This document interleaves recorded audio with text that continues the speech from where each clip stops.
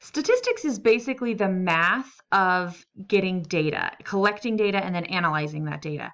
So a statistical question has to be answered by gathering data. It's not a question that has one right answer and only one right answer. So if you asked what color is Mrs. Barney's hair, the answer would be red.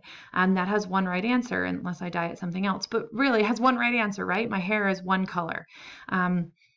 But if I said, what's the hair color of the students at our high school, that has variability, right? It could be lots of different answers. So even if I only ask 2 or 3 people, I could potentially get 2 or 3 different answers. Now, if I happen to ask all redheads, I'm not going to necessarily get variability in my specific data, but the idea is that I could have gotten variability, because if I had randomly selected a group of students and said, what color is your hair?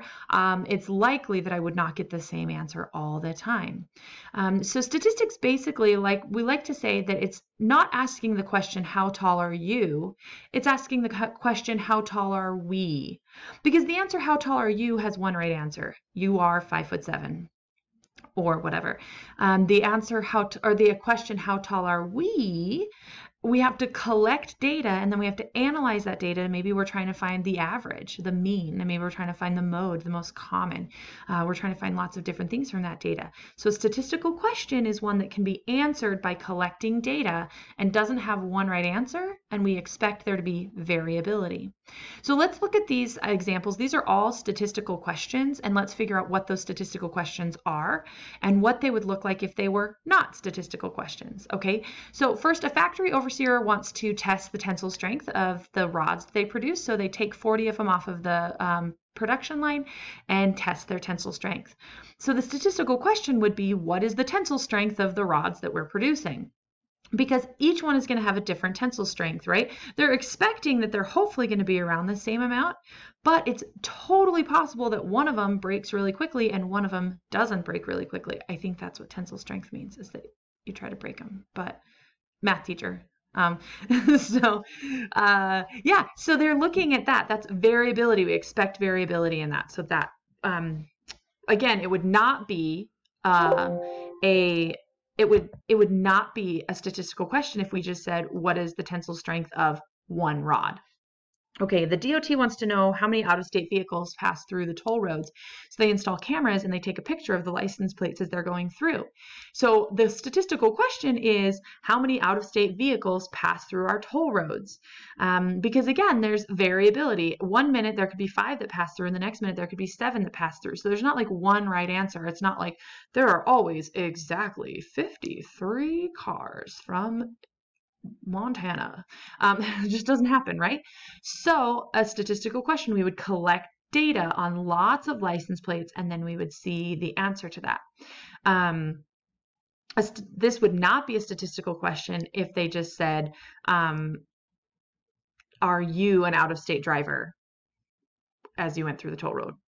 That's a terrible example. Scratch it. We're going on. Cardiologist is interested in the average recovery time for her patients who have heart attacks. So she selects 32 patients and records their recovery times. Oh, I can't read tonight. So the statistical question is, what's the recovery time for my patients who've had heart attacks? And then a statistical question that would not be a statistical question if you said, what is your recovery time after a heart attack? Because that's just one right answer. There's one person, right? But there's variability in recovery times. One person recovers quickly, one person recovers very slowly. So when we ask what's the average, and we ask a lot of people, we collect data, that's a statistical question. A coffee shop manager wants to see how much time people will wait in line before they give up and leave. So he watches and records the time. Every time someone leaves, he records what time they left. And so again, this one's going to have variability because some people are more patient than others. I'm like that super patient person that will just like sit there and wait and wait and wait and be like, okay, any minute the teacher's going to come. And like, there are other people who, like, you know, in college, they have that rule that like, if the teacher doesn't come for 15 minutes, you can leave. I totally would be that kid that would have stayed for like 30 minutes, whereas other people would have been like 5 minutes in and be like, peace out, don't have to stay, you know? And so there's variability in how long someone will wait before they leave, right? So that's a statistical question. And the way you answer it is by collecting data, collecting lots of pieces of data and analyzing it. Pollsters want to know who people are going to vote for, so they stand outside and ask people. And now, so the statistical question is, how many people are going to vote for such and such a person? You might think that this isn't very variable because there's really only one or two, there's two answers, yes or no. I'm either going to vote for them or I'm not. But that's still variability, right? Because there still is more than one answer. And you still have to collect data to find that out, because you can't just say, are you going to vote for that person? Because that would not be a statistical question. That's just a question. So a marriage counselor wants to know how many of her couples stay married after she counsels them. And so she randomly selects 50 couples and finds out whether or not they stayed married. This is a statistical question. The statistical question is, how many of the couples that I counsel stay married? Because again, there's variability. Either it's answer yes or no. There isn't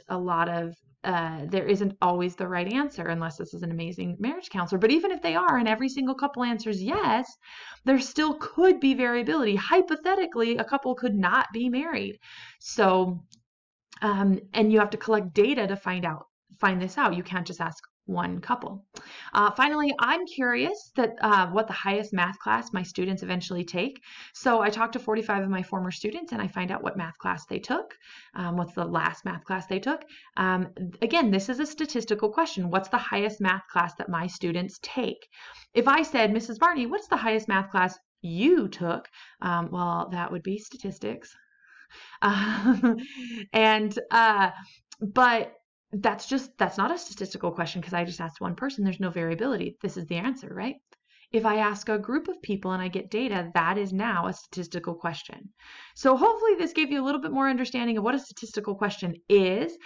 Basically, again, it has to have variability. It has to be something that we could expect one person would answer something different than another person. And we have to answer statistical questions by collecting data. It's not one right answer. We have to collect data and then look at that data.